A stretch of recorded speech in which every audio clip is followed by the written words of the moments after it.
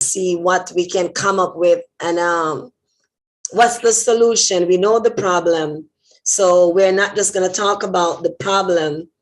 We're going to talk about the solution. How can we help? How can the church help?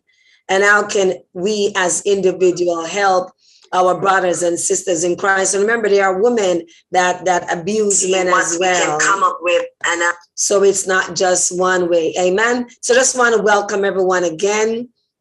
Welcome to Sister Pauline. Welcome to YouTube, to Facebook, to Call Out Gospel Radio, and to everyone that is here. And you can put your questions in the chat. If you think you have something that you'd like to ask, you could raise your hands and we will acknowledge you. And let me make Rachel, sorry. Make Rachel, I see you came on and I forgot. Make you the co-host. Amen. So we want to get to some solution. There's a man on the line. We want your comment. We want to know, how could we stop this from happening? Amen. So welcome again, Pauline. Welcome to everyone. We're going to start because the time is going to go so quickly. And the first thing we want to do is say, how can the church help practically to help someone that was in Pauline's situation? Because I remember when she said she called the pastor, which was a female pastor, and she was looking for sympathy, at least sympathy and help. And her question was, what did you do to provoke him? So my thing is, what if she had said, I burned the dinner, I didn't put the seam in his pants? You remember back in the days, people used to like the seam in their pants must stand up. What if I give you a double seam? Or what if the house was untidy? What if you had said, I did A, B, C, or D? Would that be a justification for him beating you? Why not? It wasn't, oh my God, he can't do that. Why? It was, what did you do? You're the victim.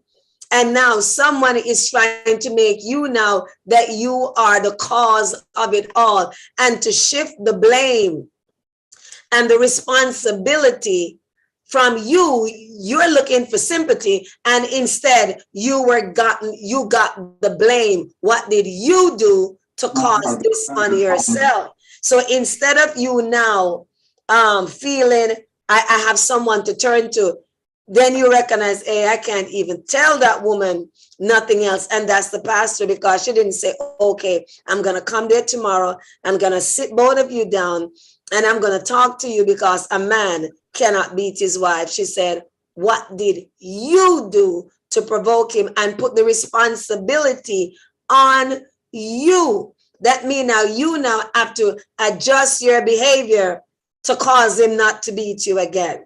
So I want you to answer that. What can the church do? Because this was not a good response. And we have our pastor on the line. Let me look. Sister Mac, you're not going to get away today. Let me see if I find her, because she's a counselor. And sometimes you hear things that you ought not. Oh, she looked like she got kicked off, because I'm looking at I. And I don't see her at I. Okay. She probably got kicked off, but she was here a little while ago. But she's a counselor, and sometimes you hear things that are just absolutely amazing. And we want to come up with some solution. Now, Pauline, what do you think the church can do to help people that are in your situation? What can the church do? What can we do? Good afternoon, everyone. Mm-hmm. Coming to you, Sadie. Now, go ahead. Now that I'm older and wiser, mm-hmm. And how I look at everyone, I don't care what is behind the name, before your name, in front, above. Everybody is just human, just flawed human beings to me. So if I'm answering it from my point of view, if the church look at everyone the same, we wouldn't have that issue. I shouldn't have to go to my pastor and say that to her, and she asked me, what did I do to provoke him? I guarantee you, and I'm going to tell you why I said this. When I was maybe 16, I put In Jamaica, you call it cream. I used to wear my hair up like this, like in a ponytail, and the back, you know, when you little, you just flip the back. Yeah. And I put some cream in the back, just the back of my hair, not the front, just the back. And she called me outside. Maybe I was between 15 and 17 because I was in school. She called me outside along with another sister that should be like above me then, quote and unquote. And she said to me, why did you put cream in your hair? And she said, I call you out with sister so-and-so because she's grown, she got a husband. Why did you put cream in? I was little. But when I grow, now that I look back, I mean, what difference did it make? First of all, it's my hair. Second, if you're going to reprimand me as a pastor, since we shouldn't cream our hair, that's what they call it then, perm our hair, they reprimand both of us. And it wasn't long ago, the sister and I, she lived here in Atlanta, we spoke about that. Because one day she called me, she said, she was on the program, the Elder Sigrid, and she texted me, she said, when you lie, you can't remember. She said, this is the same story you used to tell me when you used to come to my house hiding from him. I used to go to her house too, but I don't know why nobody did anything. I don't know. Maybe I should have done something. But she said to me the same thing you told on this program, Elder Sigrid program, and this is years after. She said, if I wake you up again tonight at 12, you tell the same story because it's the truth. And she said to me, P, since I came here, my husband and I realized that a lot of stuff that we were taught in church was so, it's ludicrous. It was so, just dumb stuff. But I said to her, I know, I recognize it, but at the same time, I appreciate the fact that it keeps us in the church with our legs closed. Keep us as little virgins because you didn't want the pastor to come call you out and put you in the back bench. So it keep us circumspect. It keep me, I didn't know anything about that anyway. So regardless, I would have been like that. But probably if I was outside in the world looking for my grandmother, what to tell, what would have happened to me. So the fact that she could say that to me, and now the sister recognized, now that we're older, that all of that was rubbish, and even mentioned it to me. I remember the time when she said that, I said, yes. If it was that sister that her husband was beating her, it would have been a totally different story. Why? Because she didn't look at all of us in the church the same. So if we want the church to help, the pastor have to look at everybody in the church the same, on the same level. That means when the janitor comes to you and said, my husband is beating me, or my wife is are they different from if the pastor or the deacon? No, they are the same. Get involved. Some of these people cannot talk, cannot say anything because of who is beating them. I was just on radio station just now on YouTube, and one of the sisters from the church I used to attend, she was testifying, and she said something. She said when her man used to beat her, she used to get up and tell her friends, like, guess what? He beat me last night and I feel so good because afterward we just go and make love or we made up. And I'm listening to her and I'm like, maybe people in the church probably have that thing in their head too, that if they don't get beaten there. She just said it. She said, if my man don't beat me, then he love me. And I just understand that a lot of ladies feel like that. So probably people feel like that in the church and do not want to help, but there are people, I'm telling you, like me, in the church that needs help. So how are we going to know that? Just have classes. Start having a lot of marital classes for the married people.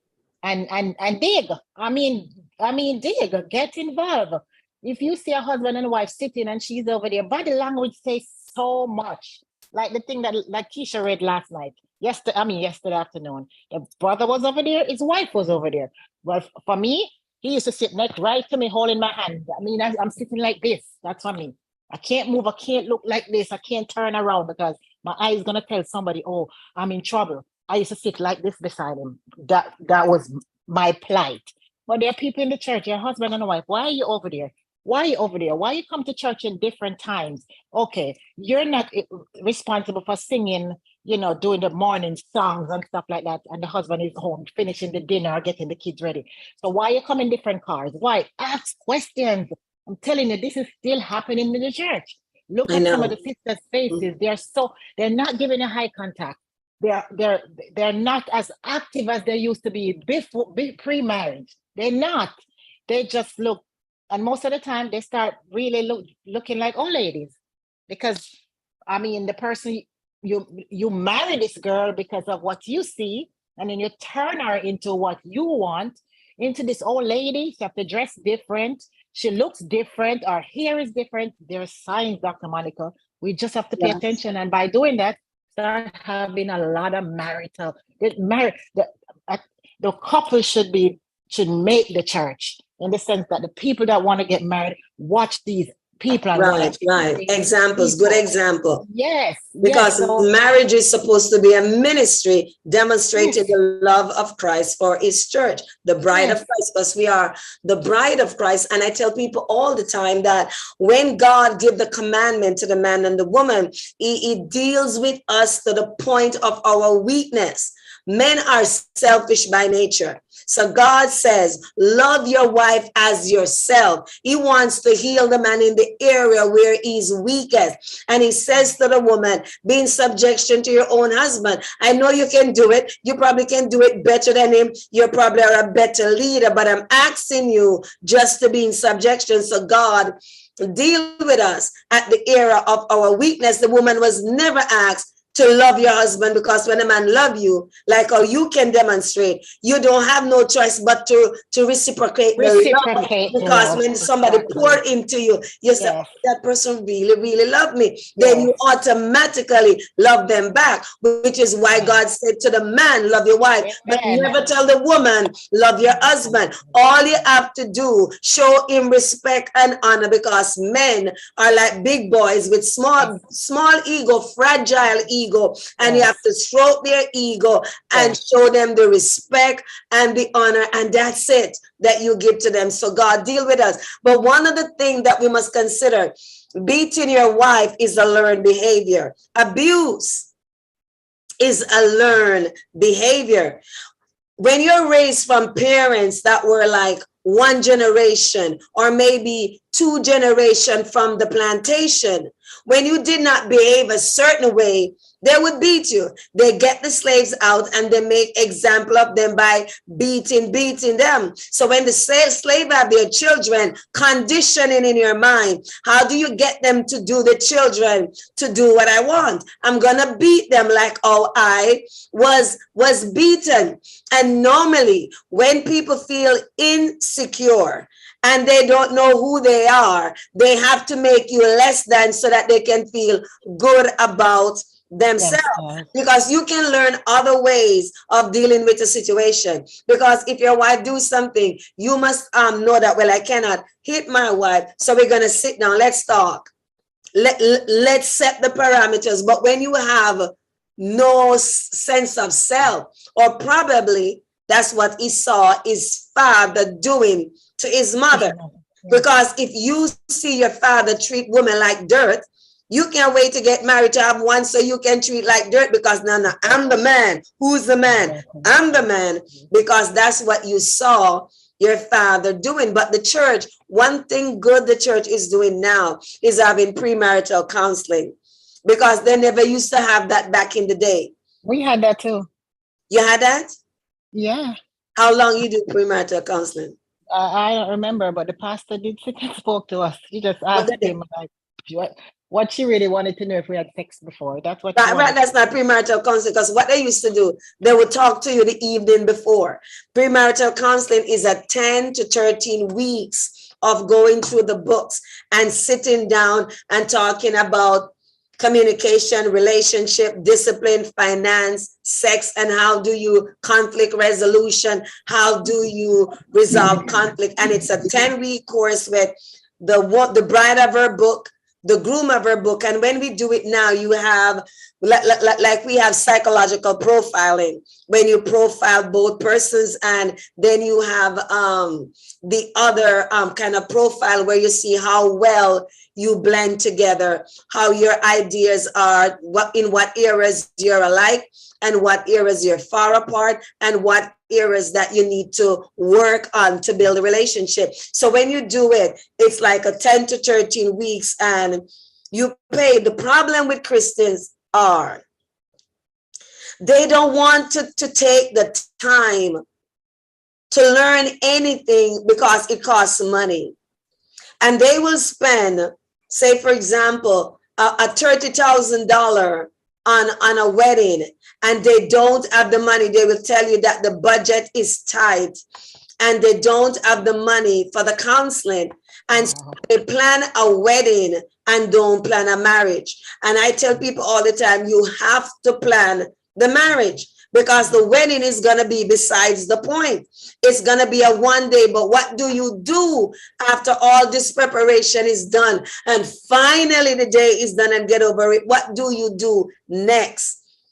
So if we get them away from this Prince Charming on a white horse that coming to rescue you, and he's going to make you happy and you're going to ride off into the sunset, we have to debunk all those myths and get people to be thinking logically. And the church need to do more, because not only do the church not treat everybody alike, the church does not treat men and women the same way, as you would have known.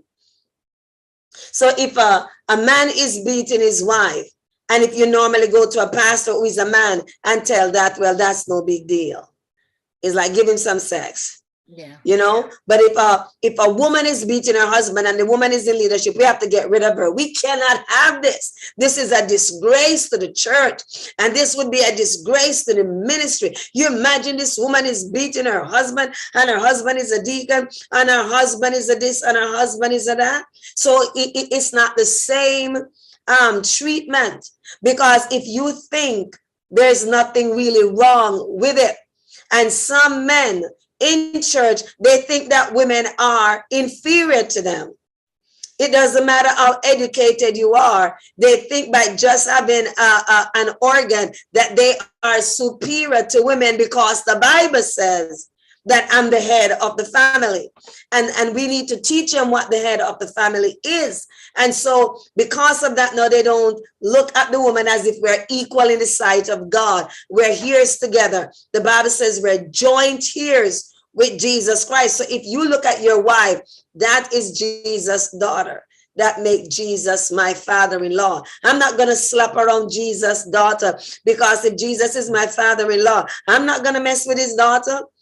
But they're not thinking like that, because we're not showing equal treatment for men and women. And that is a part of the problem. And another part of the problem is just pure ignorance. People are just ignorant, and they are not knowing. That don't mean they have bad temper. They don't know.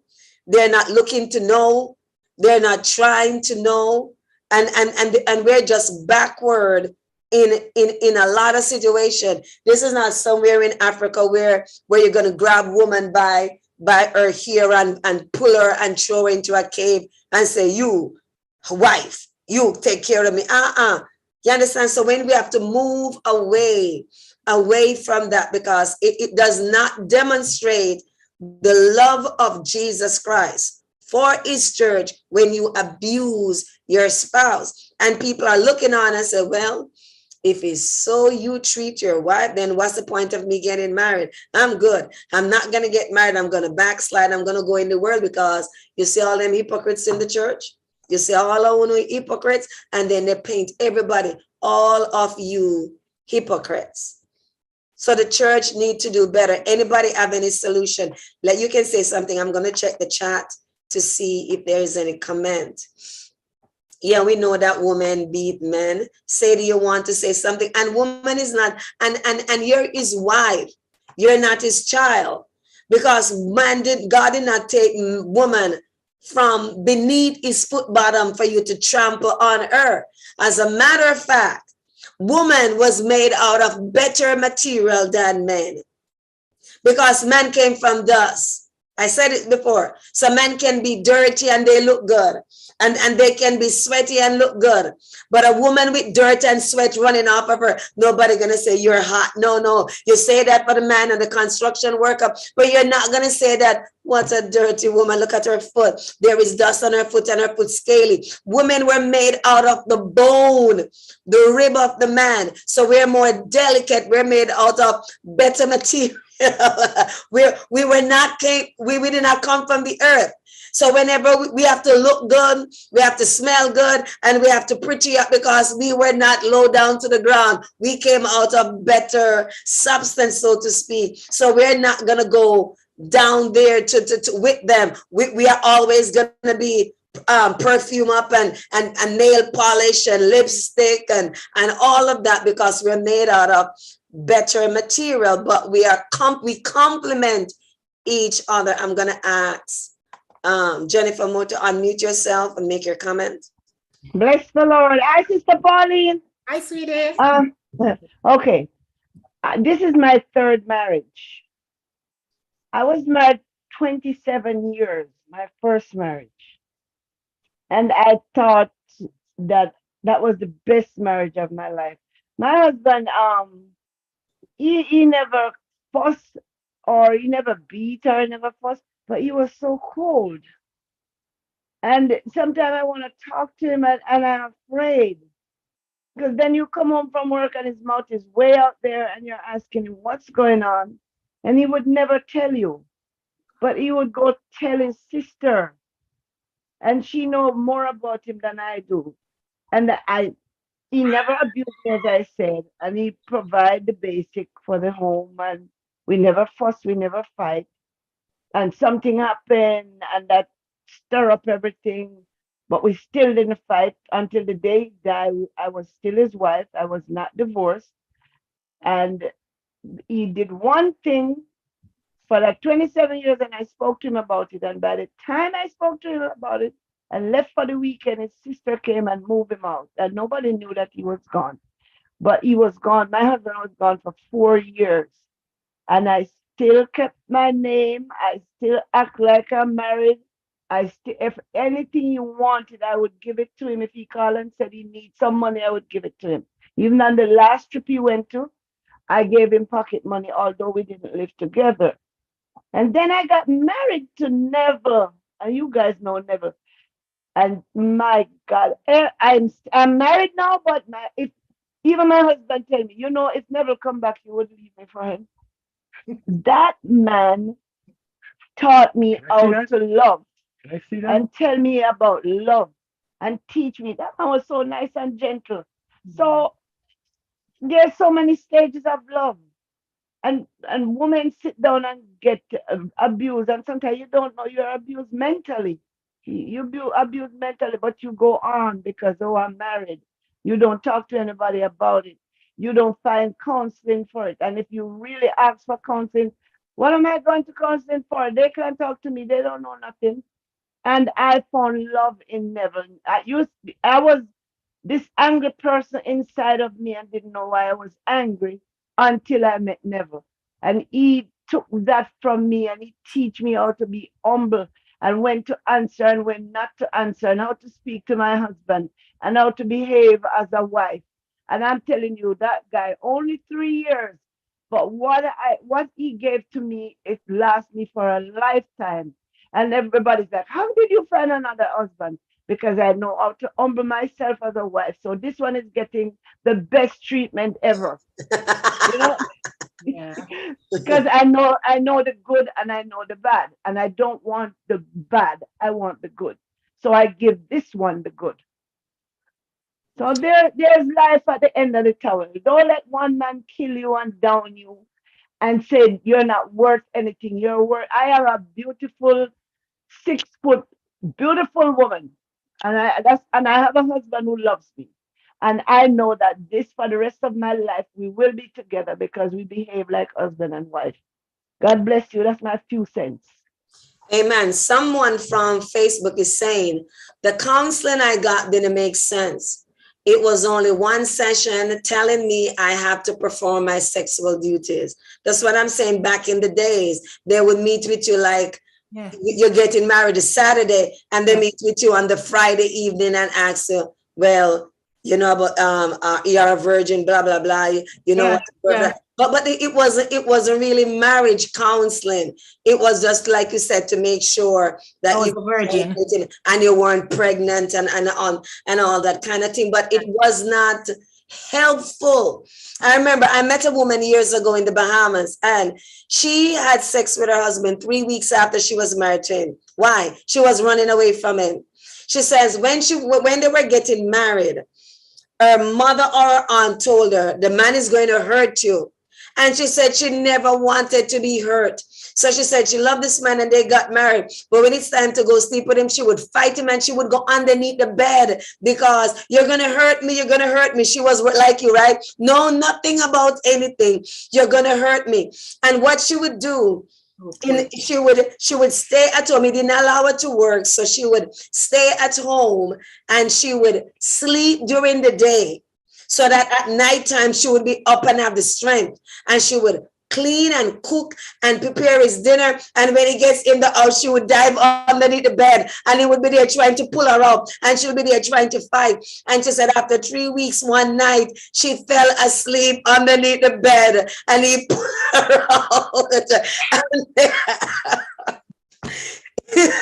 I'm telling you, there are people that's really innocent. Yes, right. And pull her out and they had sex. And then she would say, oh my God, then that's what they tell me, that he's gonna hurt me. They never tell me how nice it was. They just said the man is gonna hurt you. But she said the pain didn't last for long. And she was saying she was addressing the congregation, and she was saying to the young people, she said that's all the marriage counseling she got.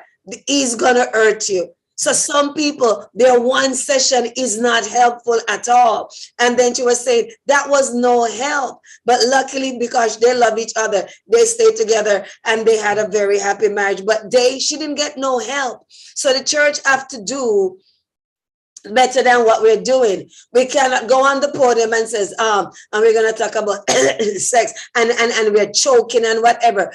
To me, sex, the word sex should be normal, like how they're making homosexuality and transgender and sexual identity. You go to the basic school for these children and they're telling them, are you really a boy? Are you really a girl? You know you can change. And then we are at the church. Oh, you can't say that. And covering the children's eyes. That's rubbish. Yes. Rubbish. In 2023, where they have access to cell phone and YouTube and TikTok, and they can look at all these videos, and we're saying, oh, we can't talk that things in church. So what you doing at home? You're sleeping in a stocking and having and speaking in tongues when husband touches and mashanda. I mean, that's foolishness. Absolute foolishness. It should be so commonplace to the children that when the naked truth, we should tell them that when they go to school and teacher try to tell them something and say, oh, back it up. Yes. I learned all about this at church, and that's not how it goes. A man must marry a woman and they must have children. But if we cover in their eyes and we don't want to talk certain things and let them know, and mommy can't kiss daddy for the son to see, the son must know how to treat woman by how is the father treat the mother. And the girl must know how I must be treated by how my father treat my mother. So my father never slapped my mommy, and they were always lovey-dovey and nice to each other. So when you grow up in that environment, then you have that expectation. You have no expectation because you were taken and dropped into an environment that you were wondering, where am I? What part on the earth is this? It's like somebody drop you in the twilight zone. Which brings me to the next point. We cannot raise up the children too sheltered and innocent. You have to tell them. You have to tell them age-appropriate information. Yeah. You have to tell them nobody Nobody mustn't touch you here, on your neck, on your private parts. Where your private spots, show me. Nobody must touch you. Not your daddy, not your uncle, not the best friend, not the neighbor, not this, nobody. Anybody touch you, anybody, if you feel uncomfortable, let me know. Don't beat the child and go sit on Uncle John lap. When children see danger, they're running away from danger, and you want them to go sit in the person's lap, and that person touch her and they don't like it, and you're beating them. Go sit on your uncle lap. No, you don't sit on nobody lap.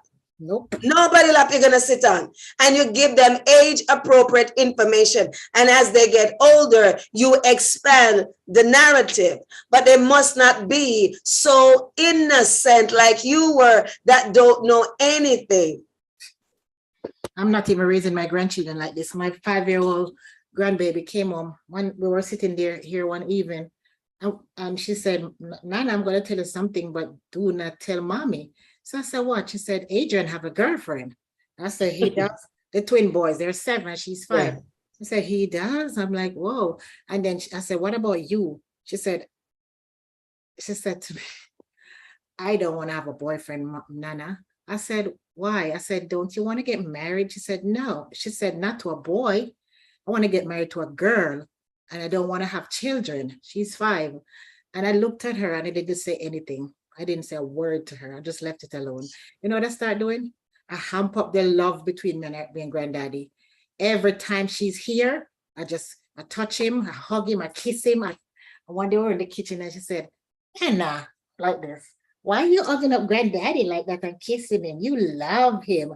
I said, yes, I love him. And that's why I marry him and have your mommy. She said, so I said, what about you? She said, I'm going to marry somebody just like granddaddy. That's right. Because what was I going to tell? At 5, what was I going to tell her? I just left it alone. And because she got that information from somewhere, because they're teaching them at school. She was going to marry to. I was a little girl at school. Right. They teach them at school, because I saw this on TikTok where they have books for teaching children about sex. And on the top page, the first, and this is pornography, right? 2 little boys having sex.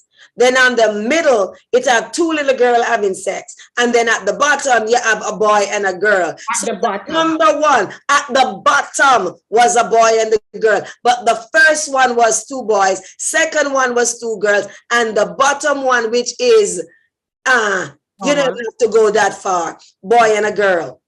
And that was deliberate. And the mother was asking the librarian, what kind of book is this for an 8-year-old to see 2 little children having sex? This is pornography. What are you doing to the children? So when they teach them at school, and then you're hiding from them, then they're going to believe their teachers. Amen. Whoever get the information to them first is the people that they're going to believe. So you cannot have the children too innocent and, we can't tell them that at church because you don't want to upset the parents. But we have to tell them something. We cannot not tell them anything. They must know it's taught at church. God made Adam and Eve, and they have Cain, Abel, and Seth. They had 3 children, and that's how the human race began, with Adam and Eve, not Adam and Steve, and not Eve and Janine. But we have to tell them. All right, so that's one of the things. The church is so outdated and so far behind. We always have to play catch up. Because when Obama came in power, and he got this man that belongs to the LGBTQ, and he says, introduce curriculum in school so that children can know their option from their small. And that man start from kindergarten all the way upward, introducing the homosexual agenda. And we are at church saying, can't even kiss and let somebody see that you love your spouse. And we need to get rid of all those Victorian ideas as if you're spiritual and that you are holy. You understand? So that is one of the things that we need to do. We need to educate the children. Now we're going to look at the anatomy of what your husband did to you. Whenever you see somebody, like Pauline is saying, watch people, watch their behavior, and learn their body language. When abusers usually, one, isolate their victim. They isolate them. They cut off all physical support. They have nobody to run to. You curse out their mama. You curse everybody out from them. That's the first one. Why you need a friend? Oh, did you hear what that friend say? And if you're crazy, you're going to curse out your friend from what he tell you rather than go and ask her, did you say? Oh, you can't ask her. You're going to get a spanking. You can't ask her anything. You know, so that's one of the things they do. They isolate you from your support, because if you keep talking to people and they'll say, no man that's supposed to beat you. And they'll say, listen, we're going to run away together. I'm going to give you some money. I know a woman, her husband was beating her so bad, and they were living in the Cayman Island. And she said what she would do, she would take and he control her, because the control part of it, she could not work. She was home taking care of the children. So he was the only source of income. So she had no money.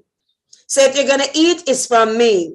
If you need a panty to put on your butt, I have to buy that panty to put on your butt. My mother raised us and she said, never let a man buy any underwear and put on your butt and use it. Tell you, you better work and get your own stuff. You understand? She teaches us to be very independent. So what she did, she used to pinch the little money he gave her, which was just enough to take care of the house. No leftover. But she would pinch and pinch and pinch and pinch and hide the money in frock tail, what we call hem. Hide the money. Hide the money. So even if he's looking for it, he could not find it. And she got her passport. She got all the children passport, and she saved up enough money and apply for the visa. He didn't know that in the Cayman Islands. Apply for the visa, got the visa, buy the ticket, and take her children and run to the US. Yeah. Run away from him to get far, because he used to beat her. And this was another church girl. Beat her, and he was a church boy in the church, and he was beating her, and she ran away with the children. And as God would turn it out, she's another almost similar to you, that even in his recently, when he fall on hard time, she had to give him work to do at her house to give him some money, because she's doing so much better than him. So much better. She educated herself. She came here. She sent her children to school. She sent herself to school. She has her doctorate, and she's doing so much better than you. She have to throw him a bone every now and again so he can have money to live. You know? So they isolate you. Take this woman away from her family to another island where you don't have no help. Look about people who want to move you away. You met me in Georgia with my auntie, cousin, uncle, friend, and my church family. Now, all of a sudden, you marry. You want to now go live in New York. You want to go live Midwest. You want to uproot me and my children where I know nobody, so you can start slap me from one side of the place to the next. And I know someone, this was a mother calling me about her daughter, and her daughter married, brought and raised up in the church, go and pick up herself somebody with PSTD. And the man moved her from Georgia all the way to California, where she had no help. And the mother said she knew that man was beating her daughter. She went up there, and the woman underwear was raggedy. She had to take her daughter out and shop for her and give her good underwear and clothes. The clothes were worn. And this is a younger girl, much younger than the person that she was married to. Can't work, can't do nothing, prisoner in the house. So that's what they do. They will isolate you. They will pick up and move far away from your support system. So you have no support system, and they are the only person you know. They are the only person you know. All right. Dr. Monica, all the time people would ask me over the years, he wasn't in your face 24 hours. Why didn't he run away? Let me tell you something. Even when the guy was in my face, even after I run away and divorced him, I still, everywhere I'm at, if I'm in the store, I used to tell, I think little Jennifer, people probably think I'm shoplifting. I'm in the store shopping and I'm like this. Just keep looking. just keep looking. And that's when after I left him. So people used to ask me, why you didn't run away? He wasn't always there with you. The fear that this guy instilled inside of me, I feel like anywhere I was, he was going to be there. Conditioning. Sure. He got into your mind. He got into your mind and take over your mind. So you begin to think like him. Right. So you begin, right. So you begin now to think like him. So you're not even doing what you want to do. No. What would he think I would do? So your behavior and your actions now is as a function of what he would do. So it's not so easy for women to pick up and leave, because your life is most at risk when you tell them you're going to leave them. That's why it is in America right now that when women are battered and abused and you go to a shelter, they will tell you, don't tell nobody. They get you a cell phone. I used to donate the old cell phone and they refurbish them and give to these women. They get you a cell phone. Don't even tell your mother, your best friend, don't tell nobody where you're going. And they have these homes that look like farm, nondescript, and you're literally in witness protection. You're in witness protection, because when these people tell you, anywhere you go, I'll find you. You cannot go nowhere and I don't know where you are. And if it take me 30 years, I'm going to find you and I'm going to kill you and I'm going to do this. And if you even go to England, I'm going to come behind you. You cannot get up and go to England. He already tell you, don't go to England. So you already put those things in your mind. If you go Canada, I'm going to come Canada looking for you. The fear and the way they condition you, it's a mental game. Because he exercised the power over you. Even when he's not beating you, he still control you, because he break you down and build you up the way he wants you to be built. So you will do and move according to what he says, because you were no longer yourself. You were somebody else that you didn't even know. So it's not, I'm coming to you, Sadie, it's not easy for women to walk out, because one, they control the finance. One, they put the fear of God in you for them, that you can't leave me. Nobody's going to want you. I'm the only man who wants you. I'm the only man who think you're pretty. I'm the only man who would love you. Nobody else going to love you. And when they tear you down, you're worse than the dirt. You're lower than the dirt. Because they tear you down so that even when they're not there, you're not going to move. And people do that with kidnapped victims. Because, for example, when you're training an elephant, right, you get a little baby elephant, and they're born like between 300 and 600 pounds, but they're tiny according to elephants. And you tie that elephant on a little piece of rope. And because he's a baby elephant, he's trying to get away from the rope, and he cannot get away from the rope. Sometimes they use chain, but he cannot get away. That elephant grows up to be 10 to 13 feet. That elephant is now 8, 9, 10 tons, a semi-truck. And that little piece of rope is used to hold that elephant in check, because that person had conditioned the elephant so much that even when the elephant don't have the strength to break free and to break up the iron, to break up the rope, the elephant is not even thinking of running away, because you have already conditioned the elephant to stay put.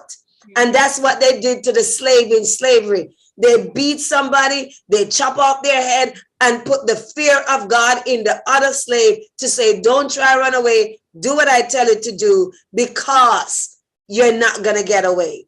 So it's not an easy thing. And it's not that he's not there all the time so you could leave. How could you leave when you're shaking on the inside?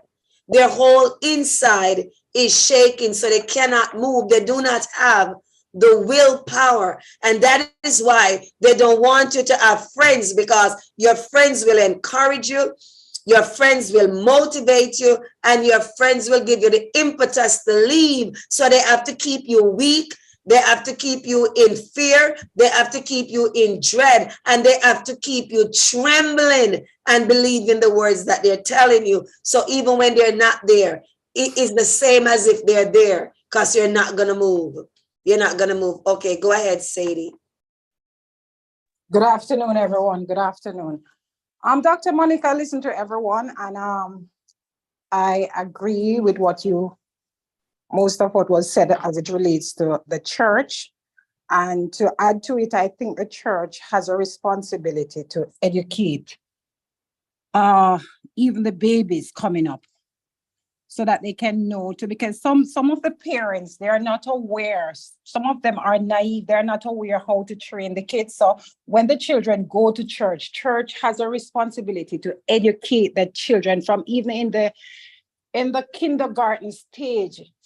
In the kindergarten stage, as well as adults have, just like what IPC is having, certain forum they would have, and very open and naked, the undiluted truth is said to the persons. I think we need more of that, because even my sister was with someone who is a Christian too, and he hit her, and she developed that fear. She was so afraid, and we were not brought up that way. And when she spoke to me that he hit her, I said, I'll call you back. And I just called America. I said, listen, my sister is being abused. I called the police in America. I said, my sister is being abused. And this is her number, and I need help for her. I am a law person, and I'm not going to tolerate this.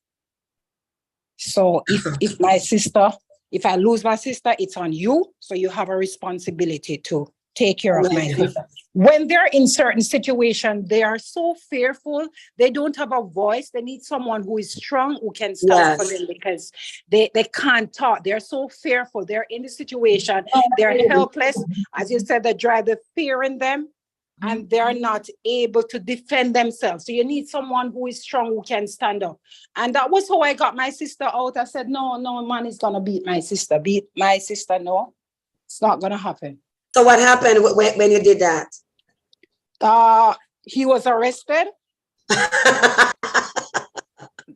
Dr. Monica, I don't play certain games. I'm a law person. I don't entertain those kind of behavior. That's totally unacceptable. And we're not to accept it in the church for anyone to be beaten up, whether men or women. A woman beating a man, she must be charged. A man beating a woman, he must be charged. We need to stop.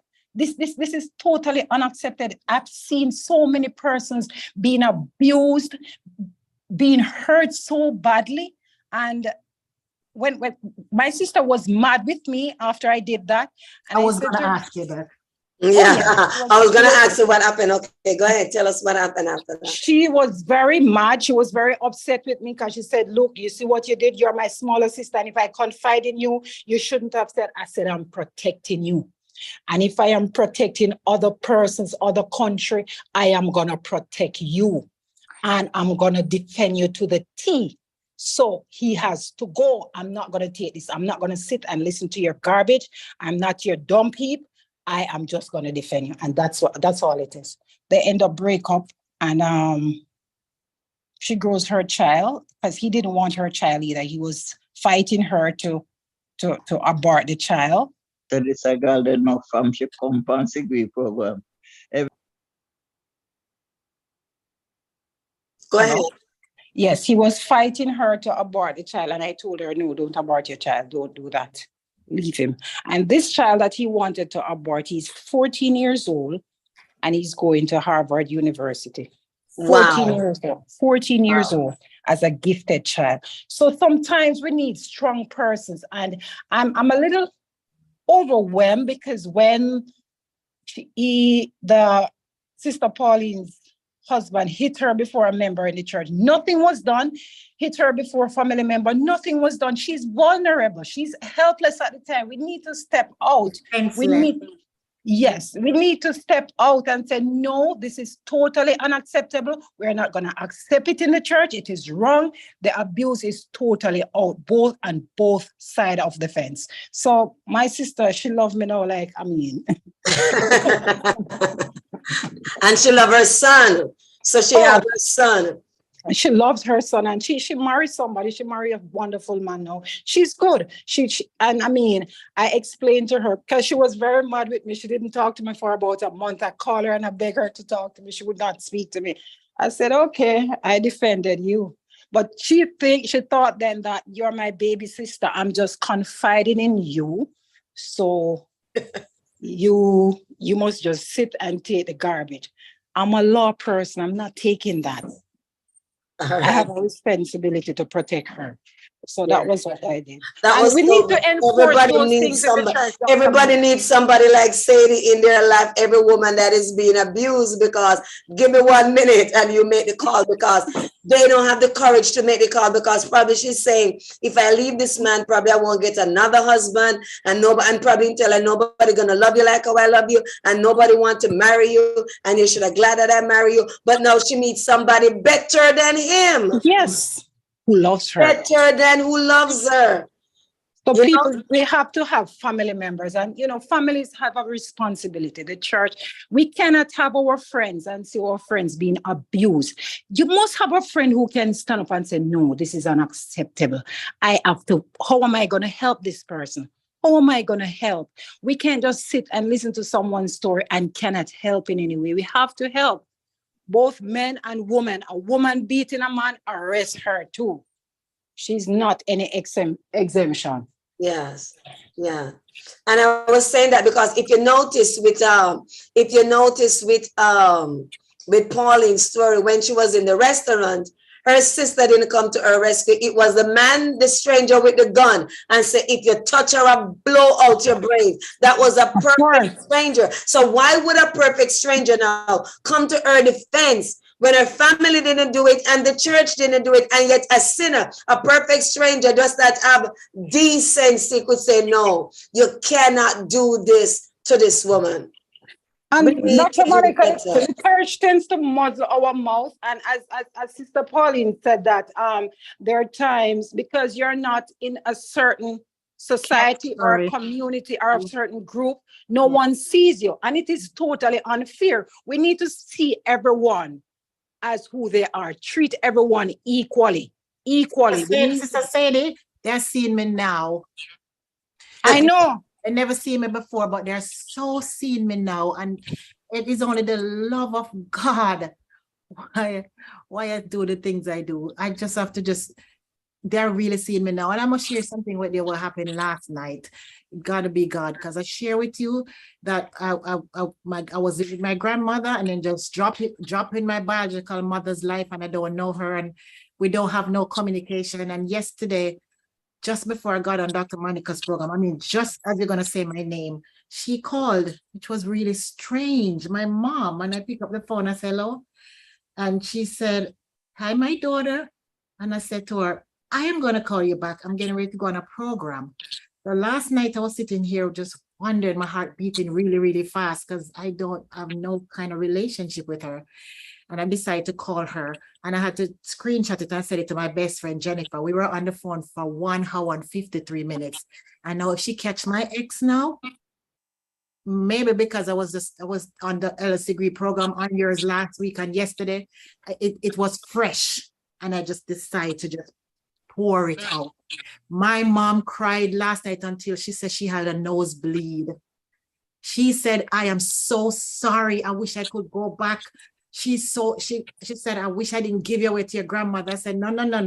That was the best part of my life.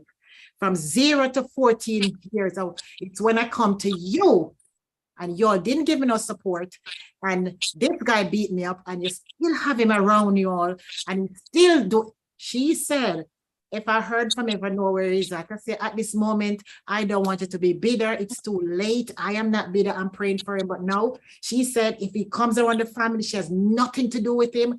She's talking about sharpening a machete and chop him up. I said, that's beside the point. When I needed help, and I didn't want nobody to chop him up, nobody came to my defense. But I'm just telling you, because I broke down terrible last night, crying, screaming, telling her, and I was very honest with her, and telling her how I felt, what they did to me.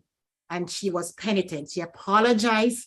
Wow. She could go back, which gotta be the Lord, because Yeah, that is very good. That is very good because that is one level of closure for you that she said she's sorry. And she loves me. Because And that is a level of closure that she could see the error of her mistake, because that was something I'm going to say. Could you ask her why she gave you away, why she didn't accept you back when you came back to her? But now she could recognize, and like you said, it had to be God. Now that you're talking about it, for her to call to say, to give you a sense of closure, to know that how could, because you as a mother or a grandmother, nobody could mess with your children, right? You would kill them and go to jail for them.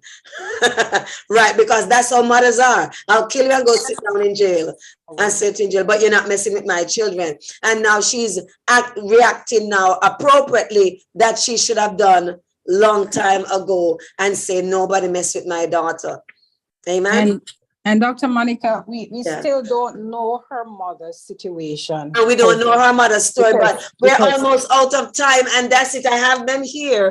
I have the things we're to talk about, and we're I'm sorry, out of Dr. time. Monica. We're out of time. We're gonna have to do go back and look at the anatomy again. But another thing that they do, right? We have to continue this. We have to have a part 5. Another thing that abusers do, they don't start out immediately physical. They start out with a little pushing, with a little shoving, or even pinching before they and they kind of wean them into it before they start to slap you upside the head. But they're not gonna start slap you upside the head. It evolves over time, and as they see that you get more compliant, then they get bolder and bolder and more aggressive, because they started out just a little shove, just a little push, get out my way. And you didn't fight back. And then next thing they're gonna push you harder. Next thing they might just slap you on your face before they start, but they graduate. Okay, Paulette, go ahead and make your contribution. The hour went by so quickly. Go ahead, Paulette. me? No, Paulette's unmute okay, yourself. Paulette. Unmute yourself, Paulette. Good afternoon. Good afternoon. Okay, Sister Monica, in church, abusive husband in church, and good husband in church. In the world, sinful husband, good husband in the world that are not saved. And as Christian, if we marry to one, it's a problem. So what must we do? Let me My answer husband, excuse me, 1 minute, Sister Monica. My husband, Sister Monica, he's not saved. And we married for like, this year gonna be 23 years. And Sister Monica, I could have never, ever find a perfect husband. Never, ever. He have never been abusive to me. Have never tell me about it. He have never let me hungry. And if I want to go to church from Monday to Friday, from 12 to 12, 12 to 12, he cook his food, no problem. And he's not saved. I cannot save him. I pray for him. So what must I do? What could I say? Sister Paulette, I understand exactly what you're saying. I got married to a guy in the church. That was the right thing to do. A virgin, did everything right. Yes, ma'am. What he did to me is, and God gave me this husband right here. Mm-hmm. I think the only thing he would give me, I probably would give me his heart. This man loved me, and he's not, I don't want to say he's not saved. It's for him to tell me that, because I said it on Elder Degrees program, and he asked me when we went to bed, why would you say I'm not saved, baby? How you know I'm not saved? I said, you're saved. He said, yeah, I'm saved. I said, okay, just need to get baptized. But what I'm saying is, when I got married, when we met, he didn't even talk about the Lord or anything like that. So he wasn't saved then, like I met him in the church. And this guy right here, I don't think most men in the church, and I'm going to say, can walk in his shoes. So Sister Paulette, I truly understand what you're saying. This man will do anything for me. Don't yell at me, don't scream at me. He can't even, when he sat here and listened to the stuff that I was saying I went through, you should see his face. Only thing he could say to me after was, tell me where and when. I said, baby, that's fine. He was so upset to know what I went through. He would never do anything to me. that man did to me. So, Sister true. Pauline, I understand what you're saying. I do. Yeah. But church would say you're unequally yoked. I am not Yeah. unequally yoked. I'm totally fine. Totally fine with it. Yes. That's true. Still you have to look at the big picture. Like how you said, there are good and bad in the world, and there are good and bad in the church. And whether they're in the church and in the world, we want them to be saved. Because some of these men, like I said, it's learned behavior. Learned behavior. And like I said, Caribbean men on a whole, yes, they don't know how to be good husband. That's the truth. They don't know how to be good husband. Because even when you look at the Black American situation, right? When they came away from the slaves, got their freedom, the white men disfranchised and put down the Black man so much by promoting the Black woman above the man. So certain things were available to the woman, but not the man. And so they call the man a boy and make him feel like a boy. So even that boy now, to feel like a man, have to show the woman that I am still the man and I'm still the head of the house. I don't know if you all remember this movie that came out just before COVID about the Clark sisters. Yeah. And their mother was their director and everything. And she was Dr. Moss Yeah. Clark. And her husband was the bishop, and the man beat her. Yes. And he was the bishop. Yeah. He was the bishop. She was way, way more talented and qualified than him. And I remember meeting a woman, and she was a pastor wife. And she said, every time the people would come and say to her, Pastor, man, your wife can sing. Pastor, your wife can pray. Pastor, I love the way your wife preach. Pastor, I love your wife teach. And the man would belittle the woman, and he would tear her down and just tear down her self-esteem. And she said to him, I am your wife. When they tell you that I'm a good preacher, you should be happy because I am your wife. When they say anything good about me, you should be happy because I am your wife. Why you have to tear me down? And every time you tear her down, she go back to school and study something. She has so much degrees. She's a nurse, she's a social worker, she's a counselor. Every time he said something bad, she go and study something else to tell herself, I'm not worthless. I'm not what he's saying about me. And they're married for 40 years, and they have children. And she said she prayed, she's an intercessor, and she prayed and prayed until God began to turn him around, until he began to compliment her. She said, all the children that he had is from her. I'm the mother of your children. And if people say I am good at all these things, take it and say, yes, that's my wife. Why are you going to be jealous of me and tearing me down? So there is good and bad both. And we want both set of men to be saved, because I am convinced that the men that are the bad husband, they can be taught to be good husband, because some of them want to do better. They don't know how. They don't know how to do better. And they're doing what they think a man should do. Their idea of manhood is just to go around and have 3-4 women and to cheat and to sleep with this one tonight. And that's what make them a man. So a lot of them need to have good examples. And I think both of them need to be saved. And so you continue to pray for your husband, that God fill him with the Holy Ghost, that they got baptized in Jesus' name. And if you have a good husband, lift your hand and say, thank you, Jesus. But now we need Jesus. Now we need Jesus. So you continue to pray for him that he gets saved. But it's a sad thing that the men in the church, some of them. And remember, the church is a hospital. You have good and bad there, because the snake went in the ark, the alligator, the tiger, everybody was in the heart, because hurt people. So you're going to meet one pastor say it like this: don't be quick to marry somebody you meet in church, because some of the patients are not responding to medication, or some of them do not take their medication.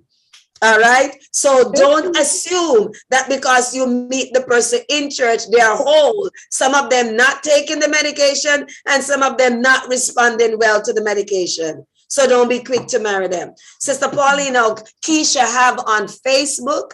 Thank you, Keisha. She have the information on Facebook to get her books, and she have the information on Zoom. Is there a Zelle? Somebody wants to know, is there a Zelle?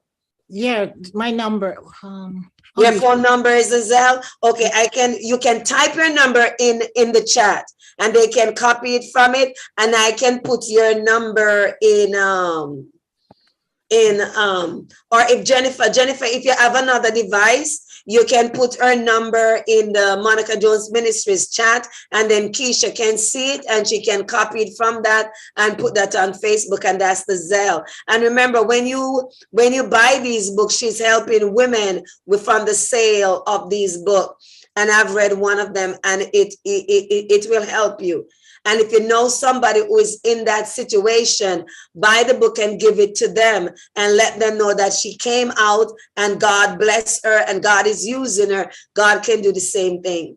So if Jennifer, if you could post the number in the Monica Jones Ministries chat, and Keisha can get it and copy it, or Keisha, if you can get it from off the Zoom chat and copy it, because Keisha is on Facebook and she's also on Zoom. But you can buy the book, and remember, it's on Amazon. The link is there. You have it in paperback, and you have it. Jennifer and we have it in paperback. Yes, you have it in paperback. So Keisha have all the information on Facebook. The information is on Facebook.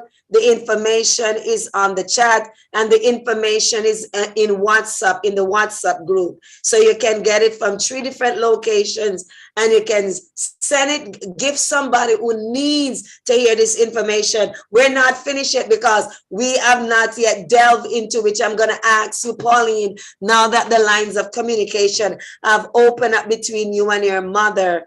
Try and talk to your mother, because you may be surprised to find out that she was battered and bruised. Oh, she told me stuff last night that, yeah, when she was 8 years old, what her dad did to her. She really opened up to me. And that's what I was going to tell you, that when you see a woman that is shut off to a child and don't have that motherly instinct and juices towards them and give it to the grandmother, something wrong with that mother. That mother was broken, hurt people, because sometimes in order for her to survive her situation, she had to shut down her emotion. And sometimes it's not that they don't see, they don't want to see. Yeah. So even when they see, they act like they don't see and just turn a blind eye because they don't want to go there, because that's their trigger. So they cannot deal with your situation because it's too much like her situation. So she honestly didn't know. She thought we used to fight. I said, I don't even know how to fight. So when I told her some of the stuff that I didn't even share with you all there in the book, yeah, she broke down. She even asked me, why didn't you call your dad? I said, the same one that touched me? Are you kidding me? I mean, she know all the stuff that I went through. So I mean, but it's fine. I'm good. I'm helping myself daily spiritually, and I have a therapist. Yes, and that will help. And that will help a lot. So whenever someone is not available, or sometimes somebody has to cancel, we're going to come back because I have some more questions, because we still have questions to ask and answer. And hopefully everybody here will be more sensitized. Like Pauline says, watch people body language. Watch the wife and husband that sit together, and the wife have to look straight ahead and can't even turn to the right and turn to the left. Look at when they leave in church. Yes. Hello, she's behind him. Right, and can't even talk to anybody, and cannot talk to anybody, and all of those behaviors, and watch and to see if you can be a help. And if you are as brave as Sadie said, hold on a minute, I'll get back to you, and pick up the phone and call the US and say, somebody, my sister, my brother-in-law beating up my sister, you better go and save her, otherwise I'm holding you responsible. And they went and rescued that woman, and she ended up being grateful Never like it at first, but end up being so grateful because she had her son. Why would you be telling your wife to abort her child and it's your both of you child, and you're telling the woman to abort the child? So much control even over her own body that you're telling her get rid of the child. But if you're brave enough to do that, do that. If not, you have the abuse hotline. Thank you, Keisha. She has the number for the Zelle. The number for the Zelle to get the book is on Facebook. It's on the chat, and it's going to be on the WhatsApp group. There is the help hotline for abused women. There are shelters. But if you are being abused, whether male or female, say something. You see something, say something. Your mommy, your daddy, anybody. Reach out. Tell somebody. Tell somebody. I just say, when my mommy asked me, I said, my dad who touched me, he didn't touch me. He just touched me up here because I was a virgin. So he just touched me up here and I ran. So I just want to clear that up. But tell somebody. Tell somebody. Yeah, tell somebody and let somebody know what you're going through, because you don't know when you're going to meet a Sadie that's going to help you, or the man in the store that say, if you touch that woman, I'll blow out your brains, because perfect strangers will come to your help. This has been so interesting. Join us on Thursday with Pastor Debbie. We're going to be talking about ministering to women. How can women help other women as we're in this thing together? And some of the things we go through, it's common. All right. So all the month of May, we're looking at women and their issue. In June, we're going to do something different. And in July, I'm going to get the male teachers. We're going to try to hear their perspective on a lot of things, but we're trying to help each other. It's Mother's Day. It's Children Month. It's Autism Month. It's a lot of things in May that celebrate women. And that's why we're doing Women in May. So God bless you. Remember, see you on IPC tomorrow at 3 p.m. And remember, this weekend, this Saturday, all road lead to Sunrise in South Florida, because Prophetess Moulton will be here. Unlock. We're going to unlock some things in the name of Jesus. God bless you. Take a screenshot. See you in the morning. See you on Saturday. And have a blessed day. Thank you so much, Sister Pauline. You have helped a lot of people. You have helped a lot of people. God bless you. I'm signing off now.